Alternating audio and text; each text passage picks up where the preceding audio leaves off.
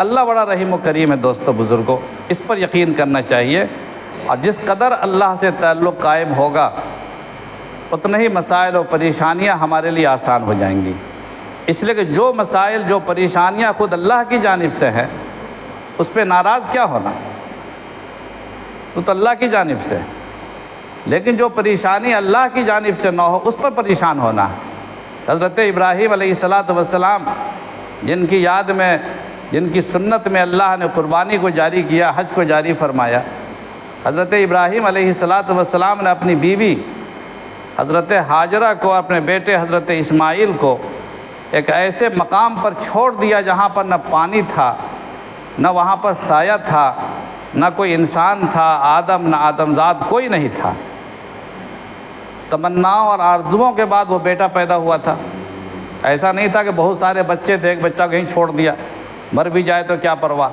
تمناؤں اور آرزوؤں کے بعد وہ بچہ پیدا ہوا تھا، اور اللہ کا حکم تھا کہ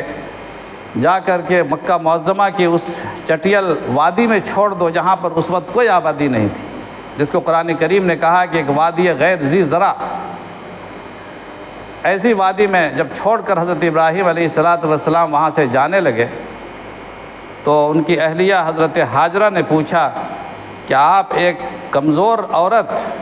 اور اس نونہال معصوم بچے کو اس چٹیل میدان میں بے آب و گیاہ وادی میں چھوڑ کے کہاں جا رہے ہیں؟ آپ کو کیسے اچھا لگ رہا ہے کہ ایک بچے کو، ایک عورت کو اس پوری جنگل میں چھوڑ کے چلے جا رہے ہیں؟ کیا یہ اللہ کا حکم ہے؟ حضرت ابراہیم علیہ السلام نے فرمایا کہ یہ اللہ کا حکم ہے۔ کہا کہ جب اللہ کا حکم ہے تو اللہ ہمیں ضائع نہیں کرے گا، آپ جائیے۔ جو مصیبت اللہ کی طرف سے آوے، یہی یقین تو پیدا کرنا ہے کہ جو مصیبت اللہ کی طرف سے آتی ہے، جو بیماری اللہ کی طرف سے آتی ہے، جو تباہی اللہ کی طرف سے آتی ہے، انسان کو احساس ہو جائے کہ یہ اللہ کی جانب سے ہے، تو انشاءاللہ اس کا حل بھی اللہ ہی نکالے گا۔ لیکن اگر ہمارے گناہوں کی بنا پر اگر کوئی پریشانی آ رہی تو اپنے گناہوں سے توبہ کرنا ہوگا۔ ظہر الفساد فی البر والبحر بما کسبت ایدی الناس، انسانوں کے کرتوت کی بنا پر، انسانوں کے گناہوں کی بنا پر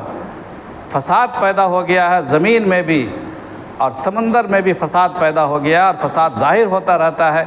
انسان کا جیسا کرتوت ہے، انسان کا جیسا عمل ہوگا ویسا اس کے اثرات ظاہر ہوں گے۔ اگر کاروبار میں برکت ہو رہی ہے آپ کے، اگر آپ کے بچوں میں برکت ہے، نسل میں برکت ہے، گھر میں برکت ہے، یا گاؤں کے اندر پریشانی نہیں ہے، کوئی مصیبت نہیں ہے، برکت ہی برکت ہے،